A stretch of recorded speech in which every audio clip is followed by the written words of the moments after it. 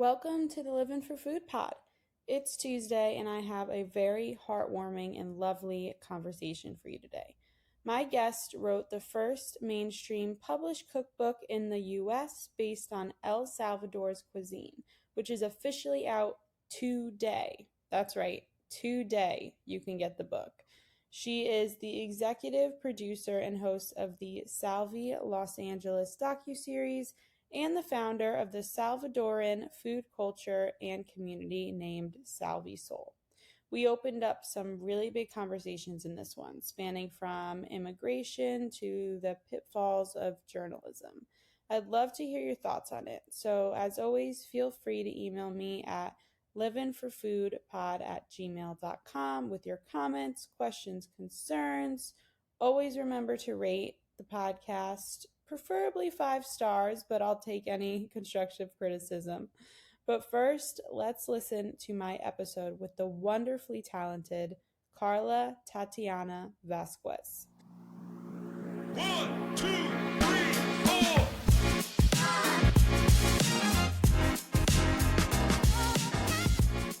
Well, thank you for coming on this lovely Tuesday and chatting with me. I came across your cookbook from a friend who reposted it, and I was like, I can't believe I haven't heard about this yet. So I'm really excited I was able to snag you before it launches. Oh my goodness, thank you so much. Yes, I've been so grateful for everyone sharing and posting about it. It's been quite a moment on social. Oh, yeah, for sure. I got a PDF and it was making me tear up a little bit. Like the introduction is beautiful. I know you're also a writer contributing as well, but the introduction was like so well documented and well written that I was like, this is like one of the most beautiful things I've read in a while. So kudos to you on Oh my that. goodness, thank you so much. Oh my gosh.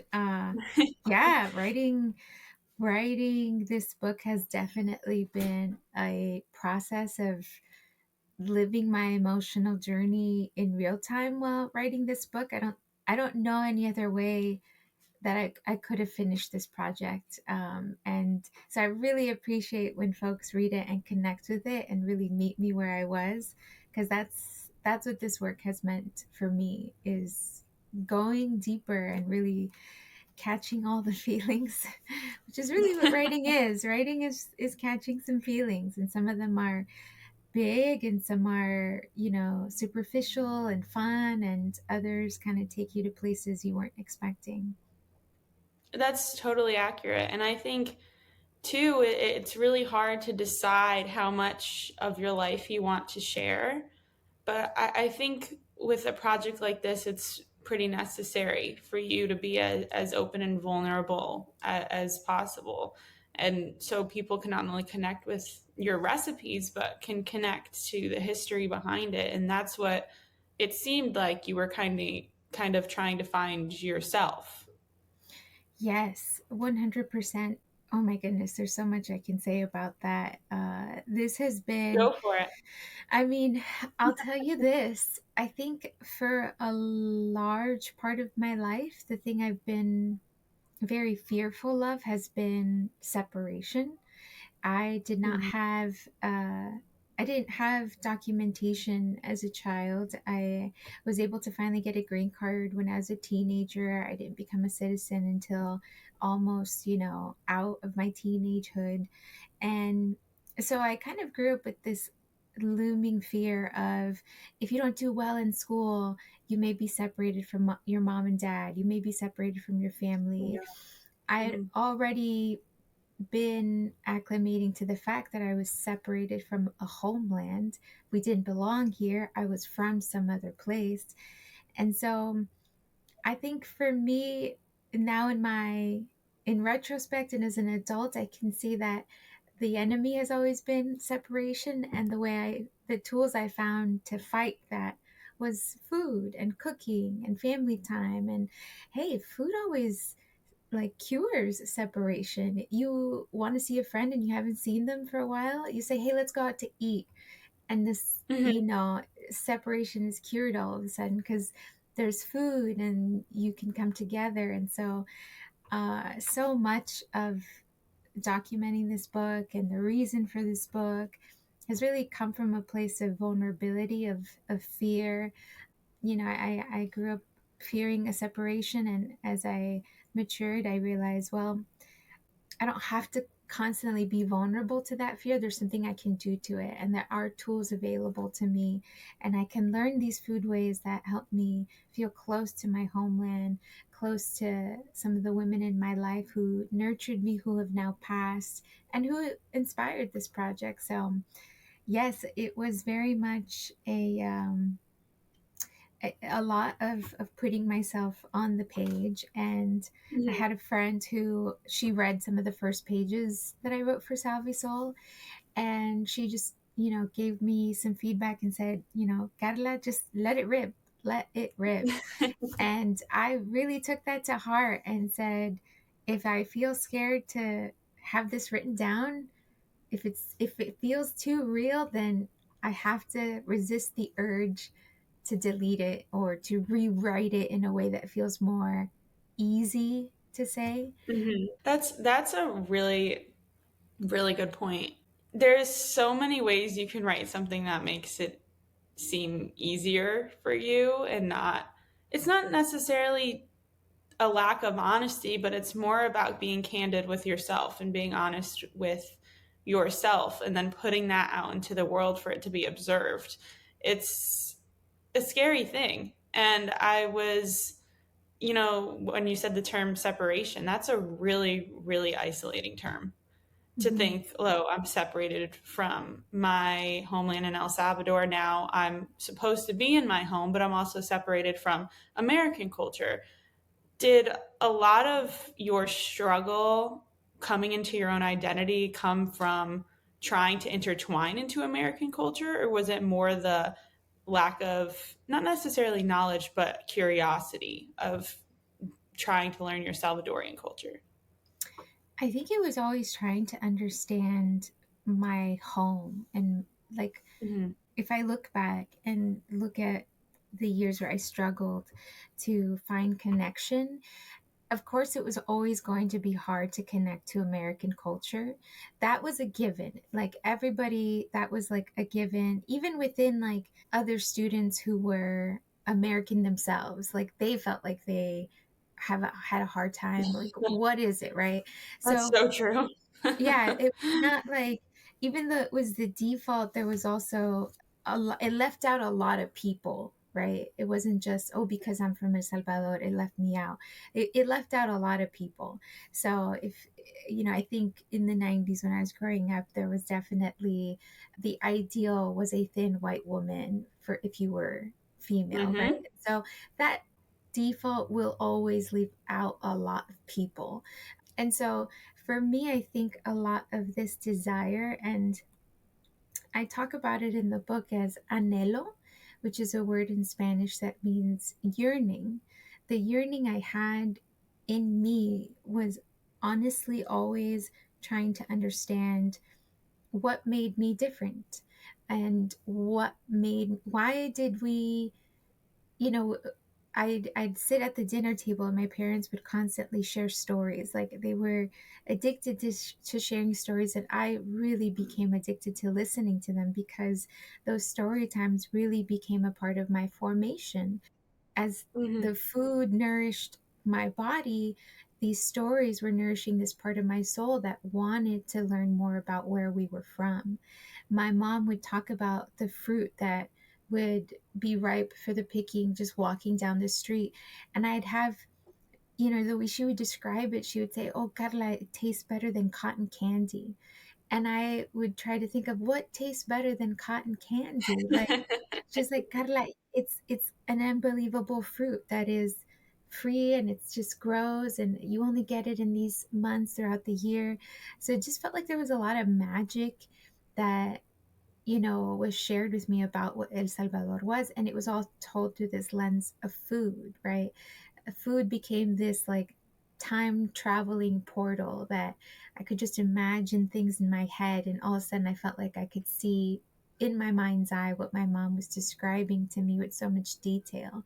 So I think I had such a longing to see those things, to taste those things. And I would go to the grocery store here in the, in LA and be like, there is no fruit Mhm. here that tastes like cotton candy. Like my mom is like, I tasted all of you. And yeah, oranges are great, apples are great, grapes are great, all of these things are great. But Uh-huh. there's nothing that my mom will be like, this tastes better than candy. So I don't think it could have ever really been this. My family was very much, yes, do what you got to do to survive. We've survived Mhm. in El Salvador. We're going to survive here. So that meant learning English, doing the best I could with homework and managing societal things of being in school and all of that. But there was always a priority of, you are from El Salvador, and you Mhm. may not know everything of what makes you different, but that's who you are. And you're not here to assimilate to this culture, because this culture will always reject you, will always refuse you any Mhm. connection or acceptance, but this won't. The irony here is that the that won't reject you is far away. um, Yeah. so yeah, it was always wanting to to touch and see El Salvador. And I grew up with so much anxiety as a kid. You know that you were born somewhere else, and so you don't understand all the mechanics of what that means, right? Like that's adult language Mhm. to say like, okay, don't talk about where you're born because documentation becomes a part of the conversation. And I remember when I was in elementary school, I was maybe 8 or 9, and there were a ton of school, or my colleagues, my school colleagues, they were all talking about where they were born here in LA. And one of them said, oh, I was born in Cedar Sinai. Another one's like, oh, I was born in General Hospital. And I was just slowly like, how do I walk out of this circle slow enough so they don't Mhm. see that I'm not going to say somewhere in LA. I'm going to say El Seguro Social in Apopa, San Salvador. And the thing is that having those answers never satisfied the people who were around me, because they immediately wanted to ask Mhm. more questions, and those were questions I wasn't ready to answer as an 8-year old, right? And then Mhm. if they, oftentimes they would kind of poke at those issues, and they would say, oh, well, where are you born, Karla? Okay, I was born in San Salvador. You don't know the place, so I'm not going to tell you the name, but in San Salvador, El Salvador, it's a country that's not here. And they're like, well, does that mean you have a green card? Are you a wetback? Like, Yeah. those were things that Uh, were very a common occurrence growing up. And some of these kids didn't necessarily mean any harm, but they just don't they know. don't know, but it also means that they are hearing harmful narratives about Right. immigrants. And so just because they don't mean it doesn't mean that what is around their environment doesn't get recycled to become harm. You know what I mean? So yeah, that was those were the things I was connecting as a kid, and realizing, you know what, I could try to assimilate to this culture, but that would just create more anxiety. I think if I actually Mhm. tried to understand where I'm from, where are the stories of resilience, of what it took my family to get to where we are now. Like if I could really put more meat on that structure, right? Mhm. Maybe I might feel better. Maybe I might know where I'm from, and that perhaps can give me fortaleza, some strength, to to face whatever may come. That is so hard as an 8-year-old, and especially as you grow up and then you get into puberty and you're already in such an awkward stage in your life. I was uncomfortable during that stage. I felt out of place a lot of the time. I know so many people who, where I'm from Connecticut, literally in Connecticut, they felt out of place. So I can only imagine the added layer Mhm. of not only being from here, but then the reaction that you received, and how are you supposed to process that as an 8-year old? You're probably going to go home and be like, oh, mom, this person called me this today. And she's like, okay, well, maybe let's sit down and have a conversation about that because that's not exactly an ideal scenario, you know? And I'd Mhm. like to think that we're more accepting now, and there's a lot more accepting people in not only the school system but our culture. But honestly, I don't even know that that's totally correct Mhm. in the terms and the way that the states are going right now in general. So I commend you a lot for being able to getting through that and finding your way to embracing the culture that you were born with, because you could have very easily rejected it like American culture rejected you originally.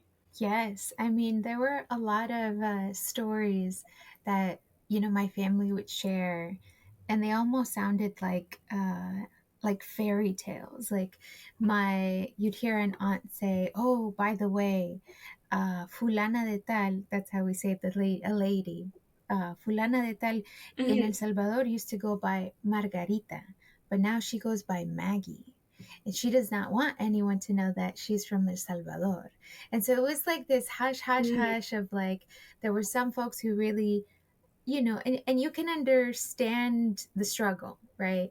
There were some Mm-hmm. times when growing up where a lot of times people would confuse me and say, "Oh, where in Mexico is El Salvador?" And they thought that, yeah, Oh, they thought El Salvador and Mexico were the same thing, and so they just assumed I was okay. Mexican. And I would say, "No, no, no. Mhm. I'm not Mexican. El Salvador is a small country. It's not as big as Mexico, but it's there." There was also a lot of people understood what that was, you know, that identity was Mexican. And so I did often Mhm. feel pressure to just give them an answer that was Fit into easy. that. Yeah, give them an answer that felt easier, because to say you were from El Salvador meant that you opened yourself up to so many other questions, you know. Do you have a green card? You know, do you have any relatives in MS-13, which was the big scare of everybody? MS-13, a very Mhm. violent group. And so, yeah, it was navigating a lot of things that as a young person, oh gosh, I don't know. I think You already have enough yeah, going you on. already have enough. Like I already was learning English. It was just everything about my, not everything, I won't say that, but a lot of my childhood really hinged upon like how well am I managing everything that's coming at me. And as an adult, I realized that a lot of trauma, you know, you kind of, in order to write something like this, you kind of have to get really give yourself some vocabulary for how trauma kind of manifests itself in your Mhm. life, you know? And one thing I've learned about it is that trauma really is like things that are too fast, too soon, too much, right? And I think that that was a lot of Mhm. my childhood. There was so much happening so fast, that there was no time to really process one thing, let alone Right. several compounded things. And so having all of that to process as a kid, you don't get a chance to do it until maybe you're out of your 20s, and now you're like, 20. yeah, Yep. okay, hey, maybe I can take a breather. And that's if life maybe got a little bit more stable, you know. We eventually everything comes up to the surface and you have to deal with it. It Yeah, and does. then cooking became kind of the safe place for me to deal with those things. And, you know, interviewing my grandmother and asking her questions. That's adorable. Yeah, like asking her questions about, you know, some of the traumas that she experienced. It would be really hard to, you know, kind of ask an elder face to face like this and be like, hey, tell me the why. tell me everything, right? But it became easy. Mhm. And there was a little bit of a buffer because we're cooking and kind of doing something fun, but it's also productive because we get a meal out of it. And so you can touch those sore spots without having to be so intense about it, you know? And that's Right. what really made some of the healing, a lot of the healing happen was being in the kitchen, touching food, you know, getting in there and yeah, goodness. No, you're so well spoken, and I think it's such a beautiful thing when you come of age and you're able to decipher your own history, but you're also at a mature level where your elders are willing to talk to you about theirs. Hmm. There's such like a beauty, and it sounds like they passed on a really deep understanding or appreciation more to you, especially when it comes to food and your heritage, and being able to ask them those questions that a lot of people don't think to Hmm. ask, quite honestly, especially through a cookbook process. Like there's things that come up that you're like, oh wow, like now I can learn about this or now I can learn about that. And I think it really opens up a lot of doors to learn. And because they have so much wisdom that we just don't even know about. And, you know, you and yourself dealing with your own traumas, you have wisdom that you can kind of relay to them. Hmm. So the two-way street is really interesting to me. But I really liked this quote from your book. So I'm going to read it Okay. here. You wrote, when I was in elementary school, asking my mom about our traditional recipes became a habit. She often found my curiosity frustrating because I was looking for an easy answer to something that had taken her whole life to develop. And that's so interesting to me because in a time where we expect such like quick answers to things and in terms of recipes, quick recipes the next day or whatever it is, we don't necessarily look at it as the entirety of someone's life or life's work. And I feel like that's just so interesting to me. Did you find yourself constantly observing her in Oh terms my of cooking? gosh. Yes. I mean, my mom, let me say this about, I think a lot of Salvadoran moms, or a lot of moms in general, we Mm-hmm. think of the kitchen space as this very, you know, we see these trends of romanticizing your life, right? It's very romantic, it's I sensual. love that. We can use your senses, right? However, and I enjoy that too. The thing that I've noticed is a culture gap is that for a lot of the moms before us, or even just our elders, people who are older than us, there isn't a romance with the kitchen. There are sharp objects, there's fire, there's a lot of grit, there's a lot of drudgery. Like you got to do the Stress. dishes, there's stress, there's like, oh my gosh, this is 20 something dollars of groceries. I better not fuck it up, right? So there's a, and not to even add into that, there's hungry people on the other side of this that if I don't get this meal done, then what are we going to Mm-hmm. eat, right? So I think for me, every time I tried to kind of share the kitchen space with my mom, she was very much about efficiency. We are not having a hallmark moment. This is not where we have it, you know. This ain't it, you know. And I had to really quickly assess that it wasn't her rejecting me, because she's where I'm getting a lot of our culture, right? Our matriarchs Mm-hmm. give us a lot of answers, right? To the questions that we have as to like, what do we do when we grow up? What do we do when we have a kid? Our matriarchs give us those answers. And so I'm growing up thinking I want to get these answers as to how, what we cook from our homeland, right?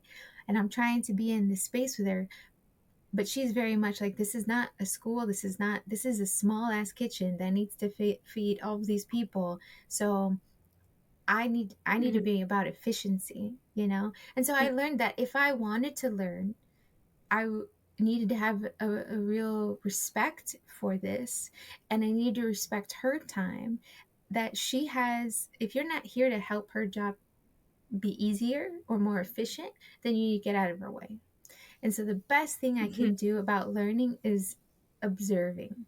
And so that became my addiction. I have a little seat in my mom's kitchen, and I always sit there unless she says, Carla, help me with, I don't know, even now as I'm in my 30s, finished a cookbook, she still will be like, you can chop the vegetables, you know, like there is still some things that, um, because that is the thing. Like now in today's day and age where food is really entertainment and it's nothing in some ways and it's everything in other ways, there's still some Mhm. truth about how in real time, like if we are sharing space in a kitchen, you have to kind of be about it, and you have to say like, okay, we need to get food on the table, so this isn't a class where I'm gonna give you the A to Z about this dish, you know. So Mhm. I really became addicted to asking my mom questions or observing her or asking her, Mom, I noticed you added more salt to that. Talk to me, talk to me. You know, Mhm. what was the reasoning for that? And she would say stuff like, oh, Carla, tu paladar solo te dice. She'd say, your palate just speaks to you. It just tells you. And I'd be like, dang, my palate is not saying anything to me. Like, how are you It's getting your saying salt. palate? Yeah, how are you getting your palate to give you instructions? Like, Uh-huh. and of course, like all of that, you know, you start to realize it's a skill that takes time, and it's practice, it's muscle memory, it's a lot of beautiful things that I don't think we take a moment to stop and appreciate. Oh, hey, this kind of takes a skill set. This takes some know how. There's Mhm. methodologies here that I'm taking for granted. And I think that a lot of times that happens, especially in food media. I have come across this so much with pitching my book. A lot of times, this has taken Mhm. me 8 years, right, to see Wow. this book be done. And a lot of it was because certain agents, you know, one agent said to me, oh, Karla, this sounds great, sounds beautiful, but I don't think the American public will know what this is. Or Salvadoran just feels too niche. Maybe you should have stuck to like doing something on all of Latin America. And it's like, but that's not what But that's the point. yeah. And so there were a lot of things where I felt like, I feel like they're telling me something, but I'm seeing so many examples of the opposite, right? So I'm seeing another cupcake cookbook, another book on Italian food, and I love Italian Mhm. food. Um, I also feel Please, like we have a million cookbooks. we have a lot of Italian cookbooks, you know. Mhm. I felt like you're telling me that something, and that is meant to communicate to me that my idea isn't a good one, but I'm seeing other ideas that are not as good as mine still getting greenlit. So which one is it? You know, like pick a struggle, because you're trying to you're getting in my way. You're getting in our way of really elevating access to culture, you know. So there Mhm. were a lot of things that I felt I was in a place where I was connecting a lot of these dots, where I was observing what was happening in my mom's kitchen, of her knowing all these beautiful things and realizing there's nowhere where I see them documented, right? And then Mhm. observing and making those connections within the food media world and saying they're not going to be the ones to document this because they are saying there's no value in it. It's not French cooking, it's not Italian cooking, but those are not the only two cuisines that deserve to be documented for many to enjoy. I mean, and you said it too. It's like food is very much entertainment nowadays. It's, I think, hard to differentiate the content creation versus what you're actually presenting, if that makes sense. As far as like the Italian and the general cuisines, I think they're underestimating the amount of people who would want to learn about new foods. Because just because people are buying the Italian books doesn't mean that they're not interested in other things, or it could possibly mean that they really, really enjoy cooking and those are their only options. Mm-hmm. You Mm-hmm. know, it just, when you think about it on a deeper level, it just doesn't really make sense to not have more niche categories. And I know there's probably, I don't know, one, or are there even one or two Salvadorian cookbooks out there? I don't even know. Yeah, so the Salvi Soul cookbook is the first to be traditionally published in the States. And it That's just, which is, incredible. isn't that crazy? Like in That's so 2024, exciting. we can still have first. It is, it, That is so true. I'm like, yeah, it feels crazy. It has also meant that this road has been, you have to do proof of concept. So it means a lot of championing, a lot of fighting, a lot of not not giving up, but because Mhm. there are other Salvadoran books, they have just been self-published by independent publishers because, Got it. Okay. those books, I don't know if they ever wanted them to be traditionally published, but I'm sure even if they're saying, "Oh, Carla, people don't want this," I can't imagine what they would have said like 10 years ago, or 20 Oh, years ago. probably not nice Yes, things. probably not nice things. And so I do feel like, back to, the point you brought up about things maybe being a little bit better now. I do feel like the conversations are shifting, and that is a sign of progress. I still think that there's Mhm. so much more to be. The fact that this is the first one in 2024 is a great thing, but it also is a symptom of It's a wild. problem, right? Like, wait, why has this been? And hopefully it's not the only one, hopefully what we hope is that this will open doors, right? And that this will show publishers, hey, these are not niche ideas that will get niche sales. This is going to be, something that people are hungry for. And Mhm. yeah, it's a lot. It's a lot. I believe it. And I wonder too, I feel like niche is just almost an insult because it's like you're minimizing it Mm-hmm. in some sort of way, as it's not important as the Italian or French cooking or Chinese cooking or whatever. Do you feel any extra pressure with this cookbook launch because it's technically the quote first one, or are you more excited? Like, what are your feelings Oh coming my up to it? goodness. I feel uh I feel a lot of anxiety. Yesterday I was on a walk with my husband, and I finally felt like I had some visuals as to how to describe the feelings in my body. And I was like, Iron Man with that huge hole in his like chest cavity, like Uh-huh. that is how I feel sometimes, where I can't breathe because some like it feels like stuff is missing, or it feels like there's a hole here, and it like feels sore and raw. Like that is the anxiety I feel sometimes.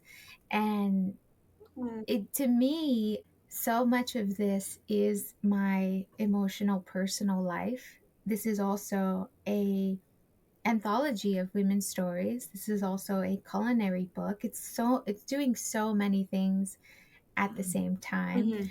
And so I hope that somewhere in all of those angles people will get something and appreciate. I know there's so much there, but I still can't escape the anxiety of you've done something that you've poured 8 years of your life into, and you hope Mhm. that it goes well. My husband and I, this is something that has taken a lot of priority. Our last kind of break that we've had as far as like time off was probably our honeymoon, because so many of our resources have just gone into the book, into this project, into recipe ingredients, testing things out, being available to this project because it requires time and resources. And yeah, there's an immense anxiety, also an overwhelming amount of joy. We've documented 80 recipes, and it's recipes and stories from different women who I've spoken to and gotten to know over the years. And to me, it gives me so much peace knowing that some of the stories that are in the book are documented, and that part of our story will always be there forever, you know. I grew up listening to stories that my grandmother would share, my mom would share, my great grandmother would share, everyone in my family. You would realize, like, sometimes it would cost them something to share them because they were so hard, right? And then the lesson that they Mm-hmm. gained from that story, you realize, oh my gosh, like that cost them something. You know, it cost them years of their life, or it cost them tears or real pain, right? And so them Mm-hmm. sharing that story means that I need to hold it as sacred and really learn that lesson with them, because it was too precious to not to ignore that lesson or to let time just forget about it, you know. So that brings me so much joy. It's a mixed bag, to be honest with you. I feel so excited to look forward to April 30th, which is our publication date. Mm-hmm. But also really, That's when this episode will oh my drop. gosh, yay! April Thank 30th. you. Um, so crazy that it's finally here, and it won't belong to me. I'm in my office, which was used to be a closet, but now I turn into my office, and this it's just been me in this room writing this book, putting my heart out, and now it's going to be outside of this room in so many places, and that feels so thrilling and exciting, and also Mhm. kind of like, oh wow.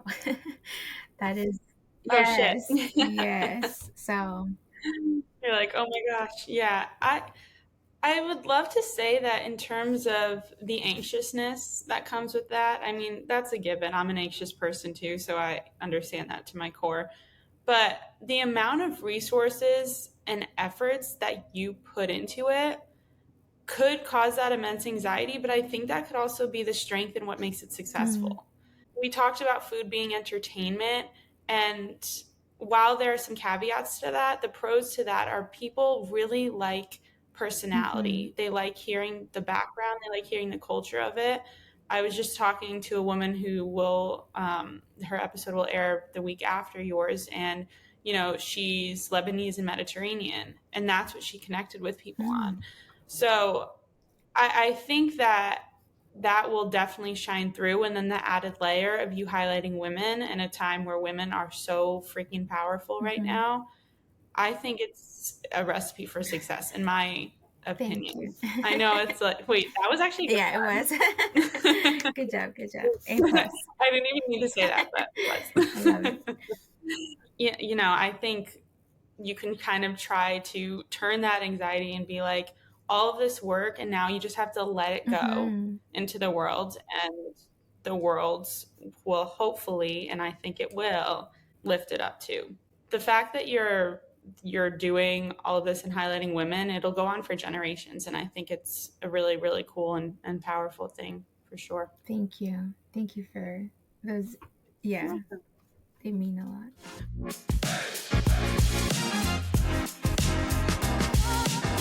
I actually have a question for you, because the listeners that I have kind of span everywhere. And I think it would help anyone out there who maybe is struggling with their identity or kind of going through something similar that you went through, especially as a kid. If there was any advice you'd want to give to your younger self, what would it be and why? Oh my goodness. It's a It's tough a one. tough It's one. And you know what? Because mhm.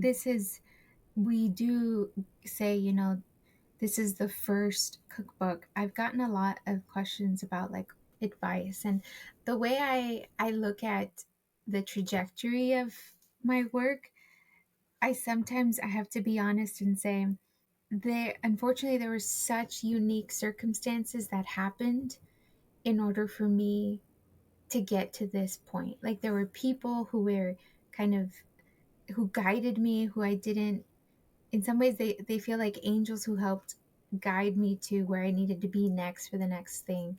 So the only thing I can really Mm-hmm. say that I had some control over was I reached the point of no return a long time ago. And that was the minute I started this, it was in 2015. And I was crying, thinking, I want to start this, but I am afraid no one will care.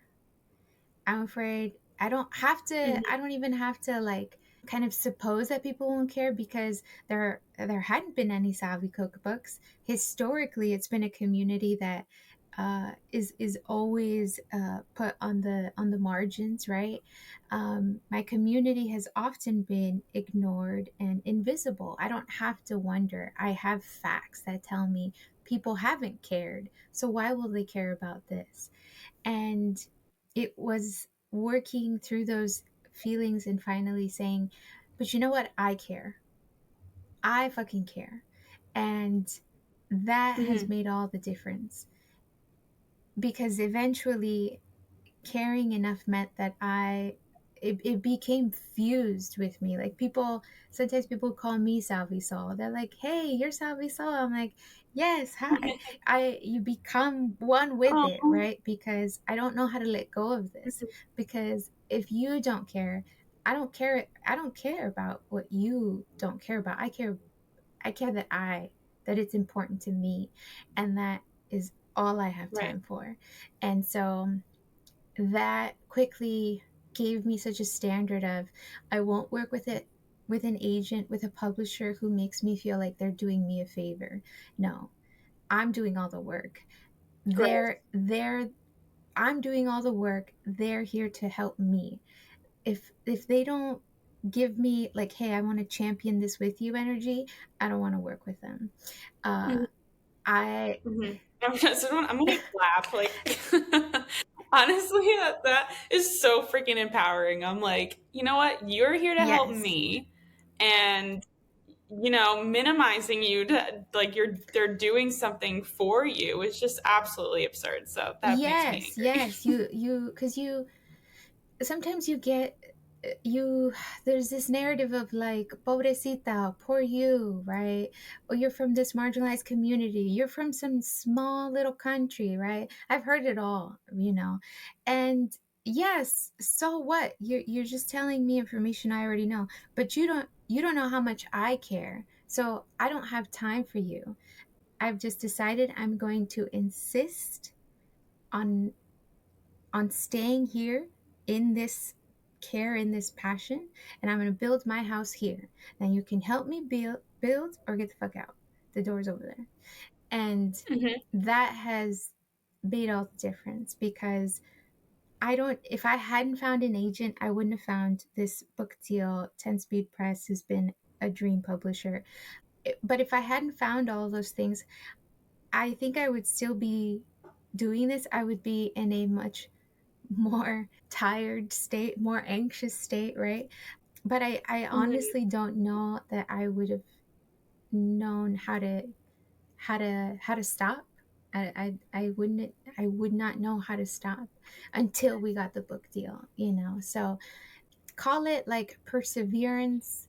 I don't often love the word perseverance because it means that we're normalizing a culture that means things have to be hard, right? So I'd much rather say Yeah. I'm choosing. I have the choice here. It's not like my Maybe circumstance. the Yeah, tenacity. it's me choosing to Hmm. live where my passion is, and it's me choosing who gets to share it with me, and who gets to build it with me. And I think that if that is if I can give someone maybe that kind of guiding star advice, then that's what I'll go with. That I'm gonna stitch that on a freaking pillow. I'm like, you're so right about the perseverance thing because it just implies that you constantly have to grind and choose whatever you're grinding towards above yourself, your peers, Yeah. who whatever success you're reaching towards. And it just is like it's that American dream corporate ladder scenario that is just so freaking Mm-hmm. infectious and needs to go. And I think it is going. I think my generation is finally learning that you can do the things that you want to do, you can make a good living off of it, and you can inspire people. And, you know, your book is just one more Mm-hmm. inclusion in that. And there's a lot of food history too in this book. And, you know, you said it includes 80 recipes. Are there any insights or like interesting anecdotes that maybe you can give us a slight excerpt on, or something that you were surprised about that you want people to know about? I think, I almost feel like I can bet money that the one dish that people know about from El Salvador is pupusas. And yeah, I was and going to say it's, we love that. pupusas. I am a huge fan. I love pupusas. There is definitely, of course, so much more to the cuisine. And some of the recipes that I really had so much fun with was actually some of the seafood recipes, because I don't know why Okay. it feels like with Salvadoran food, people don't often think that there are a plethora of seafood dishes, when of course there would be. We have a coast right there, and also like all of the rivers and lakes in El Salvador. Hmm. But yeah, they're some of the one of my favorite dishes is conchas rellenas, and these are blood clams that are essentially they're you take out the clam meat and you cook it with some pork and some herbs, some aromatics, and then you actually you make this filling, and then you place it back into the little clam, and you put it in an egg batter and finish it in a tomato sauce. And it's Oh my very God. delicious, and I kind of love how labor intensive it is. The first time I made it, this was one of the women, Carolina, who taught me this recipe. And she Hmm. the way she set the scene was like so beautiful. Her family is from La Libertad, which is right by the coast. She's like, oh, her family owns a bed Oh, and breakfast, and after you've spent the day just being out in the water and getting tossed and everything by the waves and just enjoying hmm. yourself until your body is spent from all the energy, you come in, you eat these little stuffed clams and enjoy yourself. And just I loved that scene in my head. That just seemed so tantalizing. Hmm. And when I made this dish, I felt like this is exactly what Salvi Soul, what I wanted to do is make sure that some of these recipes aren't lost to time, aren't lost. We can do a lot with oral history, thank goodness, right? We can always pass down these consejos, these pieces of advice. Hmm. We can also, though, really do a lot when we write it down. And I've made this now several times, and it's one of my dad's favorite dishes now. And I love seeing him eat, Oh, the dish. I love it. And it is a little tedious because you have to clean each of the clams because you put the filling back in. But even okay. that is just it's beautiful. It's worth it. Yeah. It's It worth feels it. very much like a showstopper. It must be so exciting to infuse the stuff you learned into your own family's habits and culture. That must be really cool. How did you go about finding some of the women to showcase, if I could ask? Yeah, of I'm kind of course. curious. No, absolutely. That's definitely part of the story.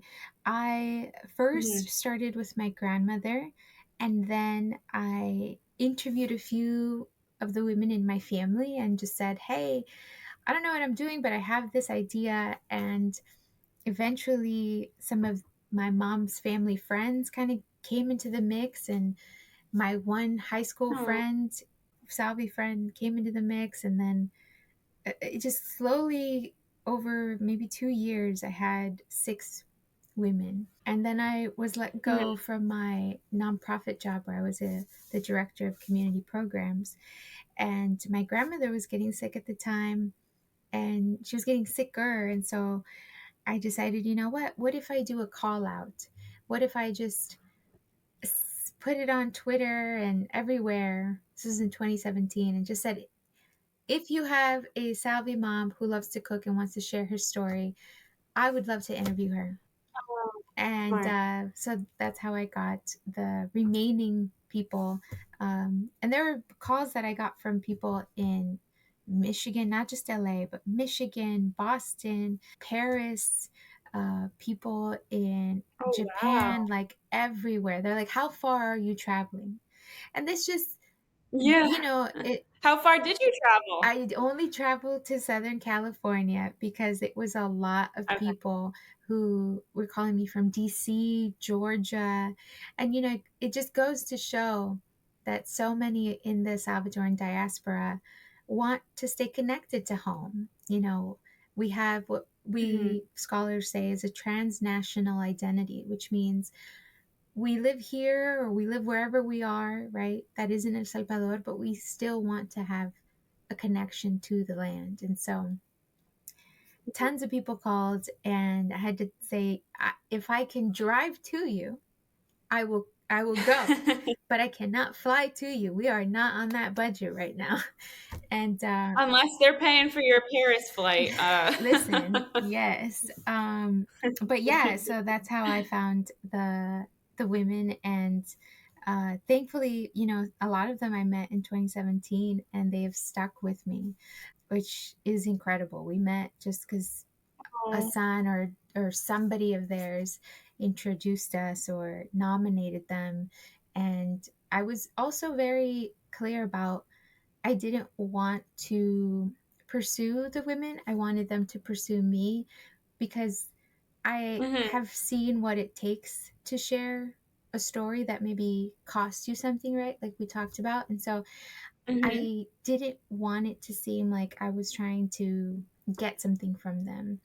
I only wanted to talk to them if they were ready to share, if they wanted a platform to share something that was on their terms, and never me like poking, like, hey, tell me about this thing, I was like, no, no, no, I'm Right. here. I have my phone. I've got my voice record app, ready when you are. Because sometimes with stories and storytelling, and even communities of color, we think, oh, they have a great story to tell that teaches us so much about humanity, and teaches us something about living. However, sometimes repeating that story is harmful to the storyteller, and it should not. Mhm. We should not undermine that harm for the sake of what good it'll do for This people. story.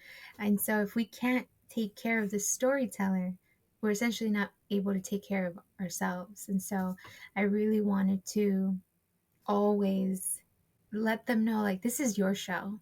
I'm really here as the person making an introduction to the readers, as the person documenting this, and, Mhm. archiving this history. I'm so grateful that we were able to do that with these stories. I will say that that's something I struggle with too as a journalist, is just sometimes I don't know if this might be a strong word, but like sometimes I just feel like such a vulture, like asking all these questions and like poking and prodding, and you kind of, especially if you're interviewing, people who are high profile, I just feel like I just am asking them questions to get what I need to get, and that's really it. And that's like not really who I am or what I enjoy doing. I like to get to the root of people if they're Yeah. willing to do that, like I'll always say, especially on this podcast, like you definitely do not have to go as deep as I'm asking. Like you can revert back on whatever you're comfortable with. So I think that's definitely important, and making them feel comfortable with you too. Yeah. The thing is, because I went to school for journalism, and I felt like so Mhm. often, you have to get that sound bite, or you have to get that little thing. And the thing that we have really convoluted, because it's, I don't know, modern age, right? Stories are commerce. It is a business. Movies are stories, and that's a business, right? Mhm. The news is stories, that's information, And so stories are Mhm. also culture. It's also who I am as an emotional being, right? and that's not for sale, right? And so I Mm-hmm. think sometimes there is so much we can learn as people in journalism of like what we can also decide that, you know, our listeners might just appreciate this. Like they don't need to know this thing. Or I'll give you an example. I went into one of the interviews, and one of the children Mm-hmm. asked me, "Hey, ask my mom about this thing. That it's a really good story. It's I think it was like how she crossed the border or something like that." And I said, "Okay." I was grateful Okay. for the tip. You know, we always appreciate a good tip. And so I went in, Mm-hmm. asked those questions, and very quickly learned that those were stories meant for family ears only. And it didn't matter how much I pushed or just gently like suggested, "Hey, maybe you want to tell me about this." I don't. I don't want to tell you about that. And I was so grateful for that lesson. Yeah, put me in my place. Who am I to ask you Yep. those questions, you know? And I think that there should be some Boundaries. boundaries. Like, you know how people are always are saying like media training, right? I feel like media training needs to go the Yes, other way also. You should empower your I speaker to agree. be like, "I want you to put me in my place if I've crossed the line," because that makes me a better person. Because we don't need to exploit our pain. We don't need to normalize like communities of color always sharing these traumatic episodes, right? And even now, as I'm doing media for the cookbook, I'm learning that it's still something I need to like. Everyone is free to ask a question. I don't need to answer it the way you want me to, them. No, you And don't. Mm-mm. sometimes, you know, if I feel the pressure to do it, someone who hasn't been in the media, or who's, you know, wanting to just help somebody out with their project or whatever it is, they may feel the pressure and just answer, and then at the end realize, whoa, that feels really icky, and then maybe not have the language for what just Mm-hmm. happened. So I feel like maybe we're hopefully entering, or maybe I don't know if we are entering, but I perhaps don't there's know. a new way that can be learned where um, we don't have to just get that thing. We don't have to be so going with an agenda. And some of, you know, some of the stories are not all. Some of these are very tender stories, you know, about one of the women. All she wanted to talk about was how she never learned how to read or write, and the one thing she wanted to learn was how to tell time, and she couldn't figure it out, and she couldn't figure it out, Oh, and she was essentially, you know, now she's in her 60s, and she realizes she has such compassion for the people that were trying to teach her. She's like, no wonder they were so crazy at me, because I have a learning disability that I didn't realize I had until my 60s. So what kind of resources was I going to get in yeah. Salvador in that time? And you know, she holds them with so much Right. compassion when they were really her tormentors, you know. And then she shares that, Yeah. you know, well, I won't ruin the story, but it's in there. And that is that Okay. is part of what teaches teaches us something about humanity. Like it tells you a little bit about who we are as people in those moments, in these little vignettes. We all have odysseys to tell, and we can't tell them completely, but we can capture these little windows of who we are in those moments, and that can really shed a light about who are, or what our values are, what our principles, how we carry ourselves. I've definitely observed over my years writing that this is a very general statement, but some journalists feel they have a right to know things, especially in celebrity culture now. They're like, well, we have a right to take photos of you. We have a right to ask you a question about your personal life. And I was speaking to one of my actress friends, and I was like, you know, I'll pretend to interview you. Like, let's just pretend, see how it goes. And I was trying to explain to her, like, you can just say, you know what, I don't know, or I don't want to Mm-hmm. answer that. Like, there's something powerful about realizing your boundaries, but not only that, but just putting up boundaries with other people, especially in a society where we feel like we have to know everything, we have a right to Mm-hmm. know everything about people who are in the Mm-hmm. limelight, for sure. It's an interesting phenomenon that I don't know if we'll figure out, but hopefully we will. Yeah, it's a case by case. We can always, it's very true that once we know better, hopefully we do better. And I've definitely been hold myself to that standard because I started with my grandmother. So when I interviewed these women who so graciously and generously invited me to their homes, I felt like I am talking to my grandmother. And if somebody came in poking around her emotional trauma wounds, I would be fuming. So I really made Yeah, sure I to get it. be like, hey, you wouldn't want some stranger lady from Instagram coming into your grandma's house, asking her all kinds of questions. So don't Mhm. you do that to anybody else. And if they reprimand you for it, say thank you so much. you know, thank you. Thank you.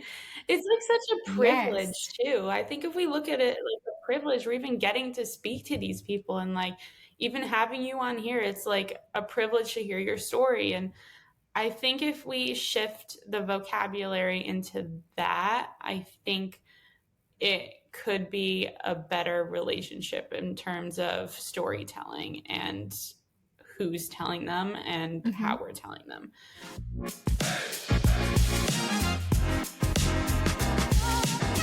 All right, I know we got really deep for this past hour, so let's do something Copy that. fun.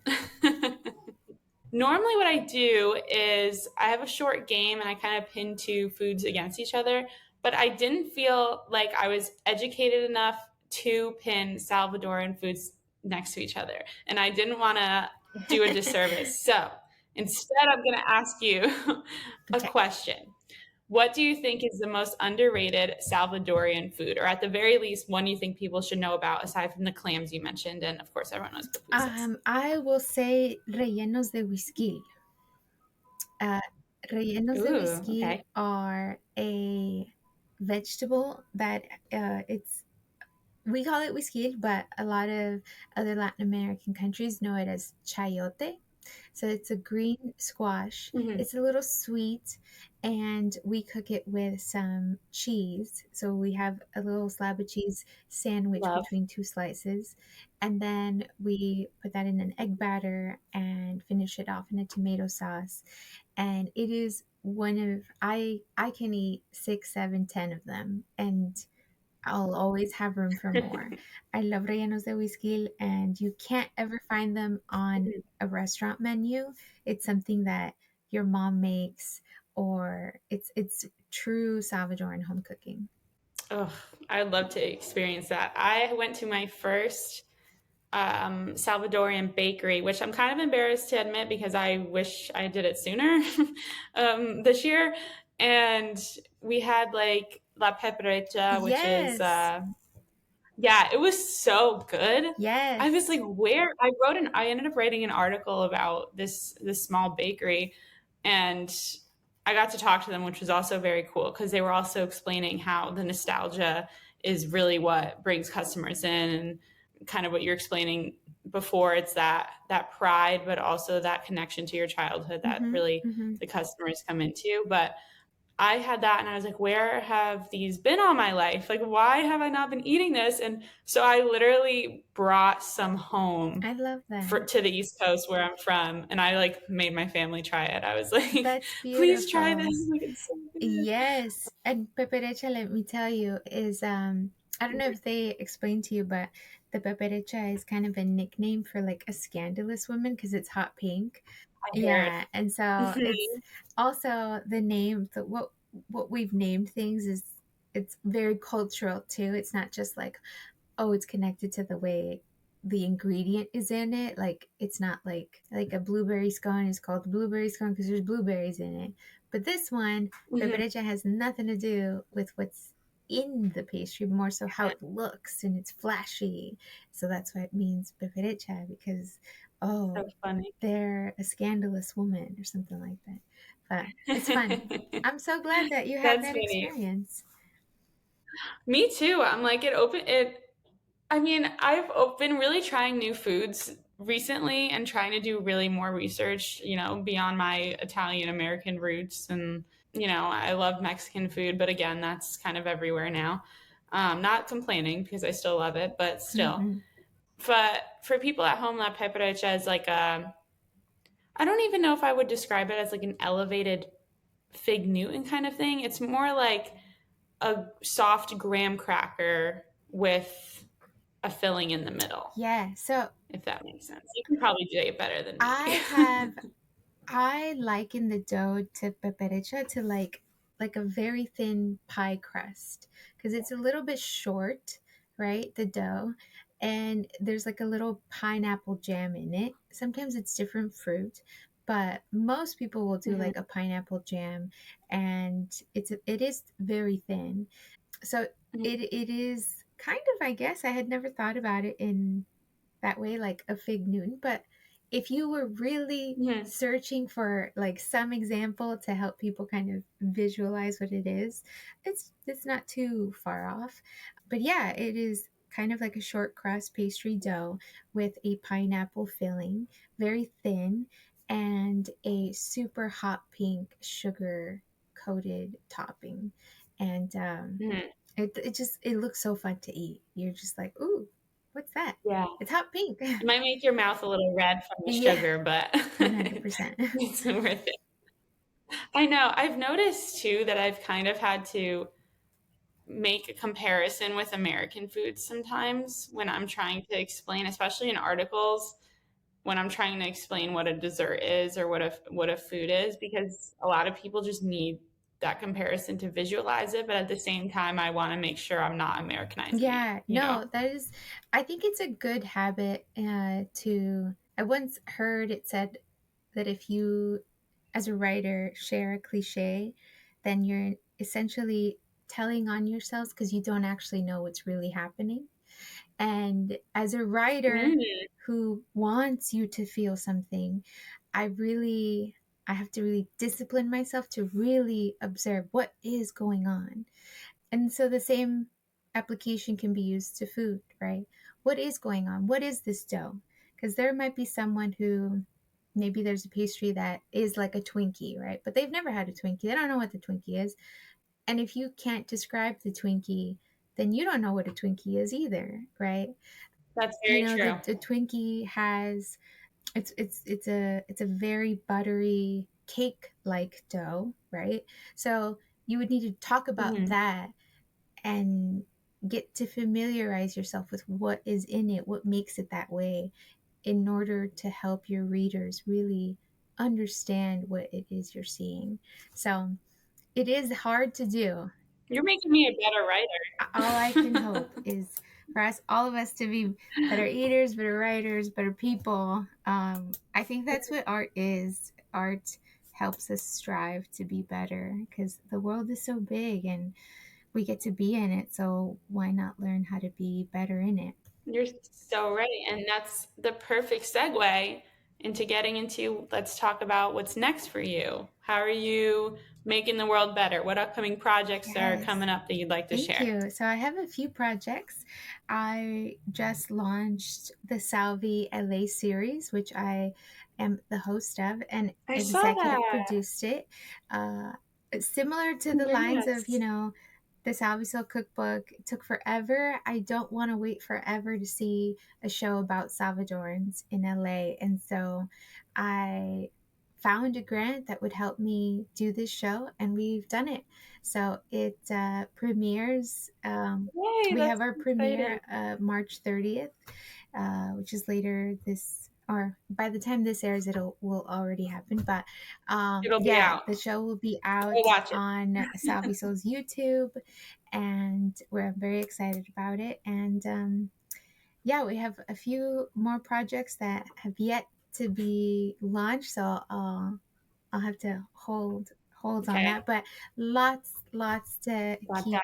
uh, to keep up to date, that I'll definitely be sharing in my newsletter, which you can subscribe to on salvisoul.com and follow on all the socials.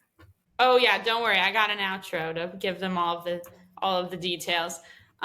So when you're a smashing cookbook success and then you're like an award-winning TV host, you can come back on Absolutely. and announce your other Yes, projects. absolutely. I would love it. I would love it. Amazing. My last and final question for you is something that I ask every single guest. If there is one cooking appliance or utensil that you think everyone should splurge on, what would it be and why?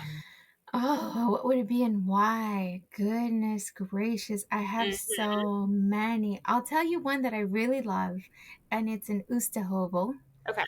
Uh, and What it is that? is, it's a kitchen tool that I believe was invented by a Norwegian person, but it's a cheese slicer, and I use it to Okay. also make it gives you the perfect amount of butter. I use it to slice my butter, and Hmm. how sometimes it's so hard to get butter to melt on bread because it's like that giant. Yeah, mine is room temperature Yeah, you right now. see, so you either have to get like those little butter bells, which I'm not sure I want that, and so I get Mm. my Oosterhovel, and it slices my butter in a very thin slice.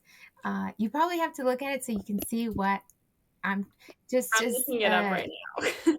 cheese slicer, Okay. and I use it in so many ways. Right. It's there to flip something, kind of has a little spatula. Um, Mm.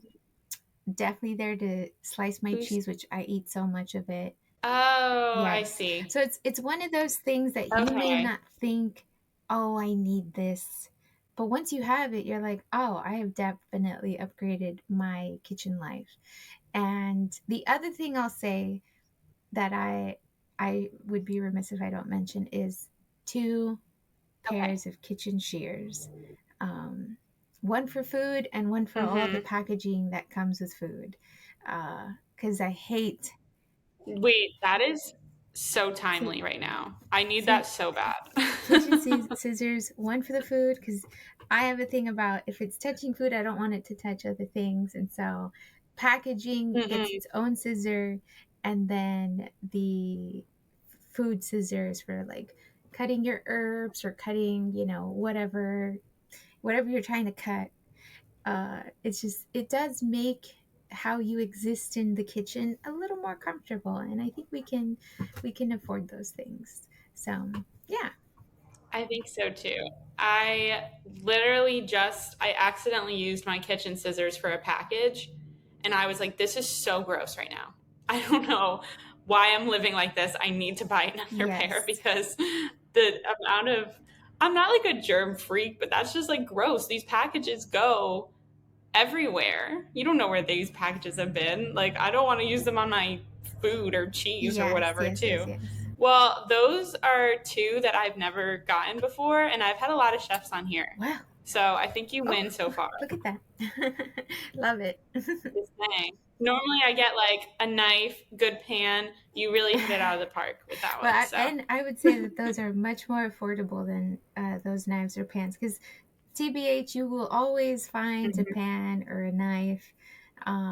Those things are, I don't know, they're nice, but sometimes you can't afford a $200 knife. But it makes your life easier if you do Nope. have like a $15 scissor that you're like, oh, I don't have to go looking for that thing. Where did I leave it?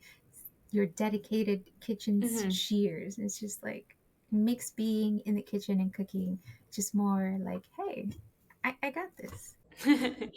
You got it. So now, everyone, you have to get kitchen shears, and then right next to it, you will have Carla's cookbook, which will come Yes. out. So thank you.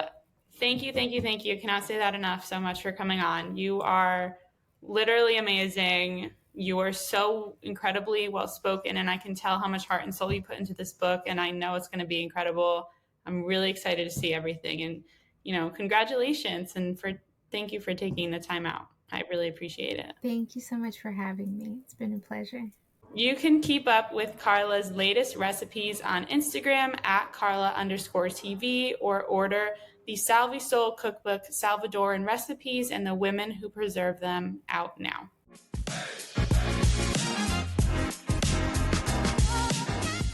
Hey fellow foodies, thanks so much for listening, and don't forget to leave me a review. While you're at it, make sure to follow me at livvinforfoodpod on Instagram or TikTok, or email me at livvinforfoodpod@gmail.com. Let me know what you're cooking up this week, which guests you would like to see on the podcast, or tell me your opinions on the latest viral food trend. And in case you're just joining me, there is an entirety of Season 1 ready and waiting for you. Until next time.